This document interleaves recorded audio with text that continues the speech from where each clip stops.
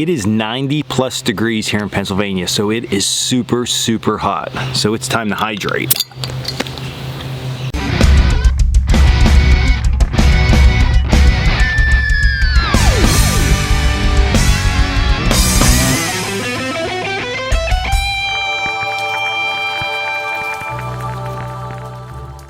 What's up guys, Dan here, Coalcracker Bushcraft. So today's video is not about how to drink at 10 in the morning at camp.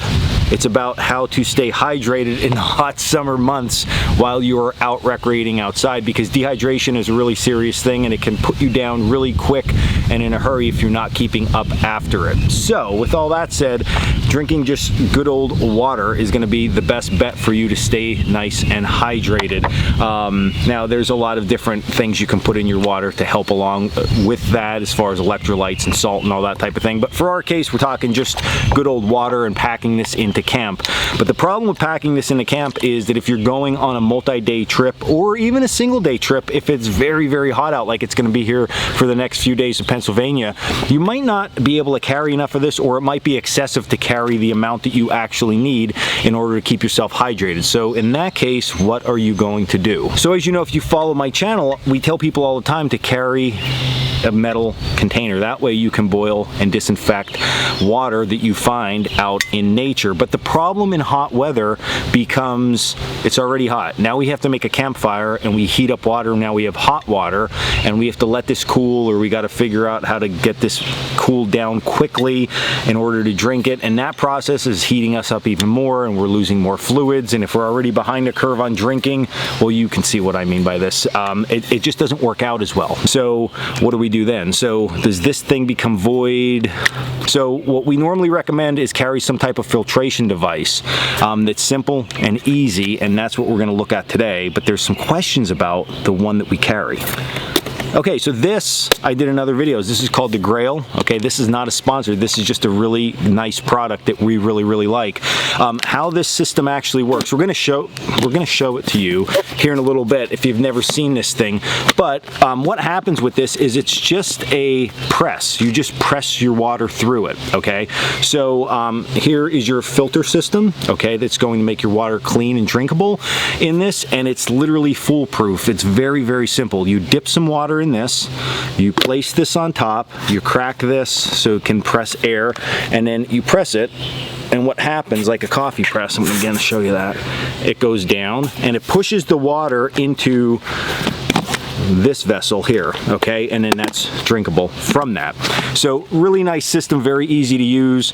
And why is Dan saying that you should probably get one of these? Well, over the years of being out and seeing possibly bad water and trying different things, chemicals, in my opinion, okay, although they work, they've always been a nightmare. Like getting the ratios correct, I'm always like, I'm not sure.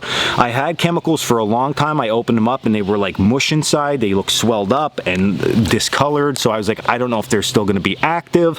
So it was just that kind of thing that I always sort of stayed away from that personally.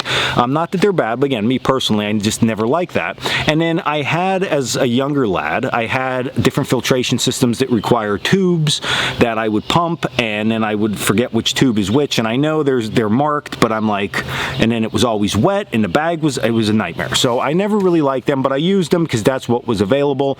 So a few years ago, this company came about with these presses, and it's just like, this is so simple, so easy. So this is what we always recommend, is some type of filtration system, because now I can get water and just press it out. I have nice, clean drinking water. And if I have one of these and it's empty, I could just fill this up quick, repress it. Now I have my 2 containers and I'm ready to go. But that leaves us thinking, well, what if, let's just say this breaks. Now what? Because now we don't have a way to filter our water. So what we would generally tell people to do is like, hey, take a cup, or now you have a bottle, but now you might be carrying this and this and this and all your other gear, and it just becomes such a nightmare. Okay, even if you put a cup on here, I know I don't have a cup with me, but even if you have a cup, or I mean, at some point it's just too much gear. So what Grayl did is they made a titanium version, which I just got. This thing is brand new, I haven't used it, but my friend and instructor Mike, who have you seen in other videos, he is a smaller version of this titanium one. Really likes it, and I thought, listen, it's going to work the same. It's the same concept, except now there's a metal vessel on here that we can put in the fire. But then that raised a question again of, okay, well, can you actually put this in the fire, and what if this distorts or warps? Will it distort or warp? Like, what's going to happen with this? So that's what we're going to try today, just to test it out, just to see. Now, I can say, and I'm looking down for a reason, that I have the box here. That's how brand spanking new this thing is. And it says right on it, fire safe. So I'm assuming that this is pretty well tested, and we should be pretty good to go with this.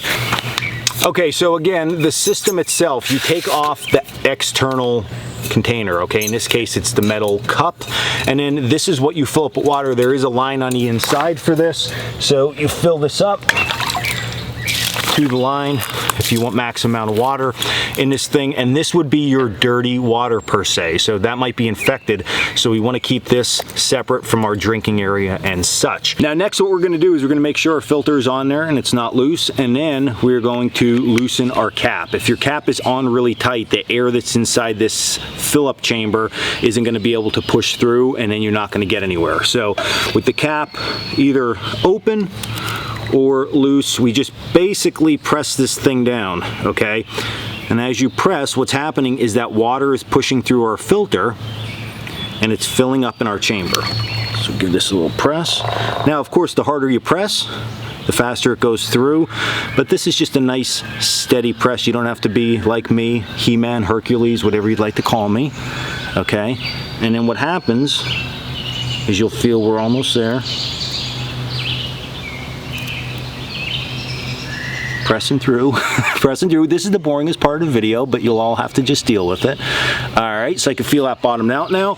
And at this point now, I have fresh drinking water. So that filled up, and look at it, right in there. So that quick, okay, I don't know how many seconds that was, probably under 20.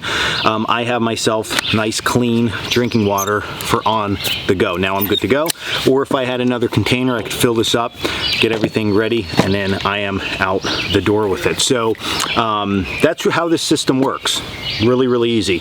But now the question is, what about the metal, okay? So I thought about this for a while. If this metal were to warp, okay, it's not going to go bigger, it's going to go smaller or not even, and at that point it is going to be difficult to get this thing to press through. So I would say, I guess I don't want to bend this on purpose. I could probably crush this and make it not work, so we don't want that to happen. But what about a fire? How much is a fire going to affect this? Let's stick it in a campfire and see. We'll get it hot, we'll get the water boiling, dump it out, and then we'll put some cold lake water right on top of it, and then we'll test it again. All right, so you can see our water is boiling, so I'm going to get that out of the fire, and then we will quench it and cool it down, and then see how our fit is. All right, so we got my super hot water here, and what we're going to do is we're going to use that water that we just disinfected a bit ago. I'm going to dump this stuff out, just like that. Ooh, got a good sizzle going on. All right. So we got that somewhat cooled down. What I'm going to do now is I have more lake water. Dump it all over that thing. All right, I got to get a little bit more. Let this cool. It's actually cool to the touch. We're good. All right, so we're just going to press it out that way. So again, nothing in here. Let's see how this fit is. Yeah, so we still have a pretty good fit.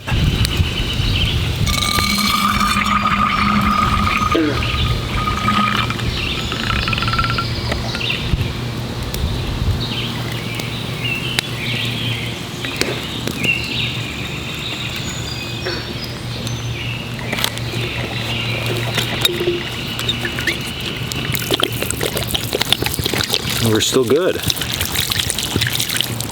Really nice. So let's see now. Pull this back apart. How we doing here?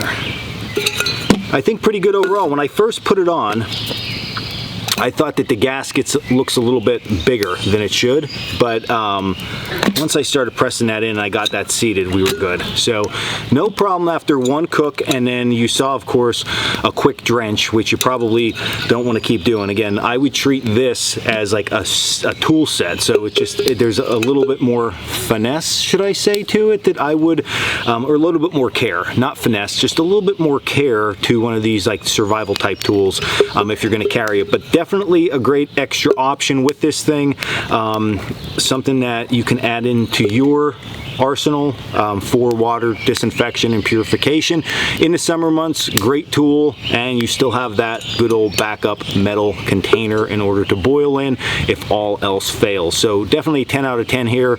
Again, like I said, I bought this with my own money. This was not any type of paid advertisement. I have no association with Grayl whatsoever, but it's good gear, and it's stuff that I like to share with people as an instructor. I think it's important that people understand what's out there, what they should be carrying, from people who get out here in the field and get to use this stuff, and you know, put our best foot forward all the time. All right, well, that's today's video. Make sure you stay hydrated, and this is one of the methods that for the summer months is a great option. Now, one last thing, you might be thinking, well, why are you always talking summer? What about winter? The problem with some of these in the winter time, okay, is the fact that if you get water in here and it gets below freezing and everything freezes, you have a probability that this can crack or become not working. So in that case, we got to refer back to the good old boil method. But in the winter time, even in the fall when the temperatures are low, you usually don't mind having that campfire, so this works really, really well for that. So if you like this video, hit like and subscribe down below. You can also check us out at Coalcrackerbushcraft.com for all our classes, our gear, and our blog. And then until the next video, stay hydrated and stay in the woods.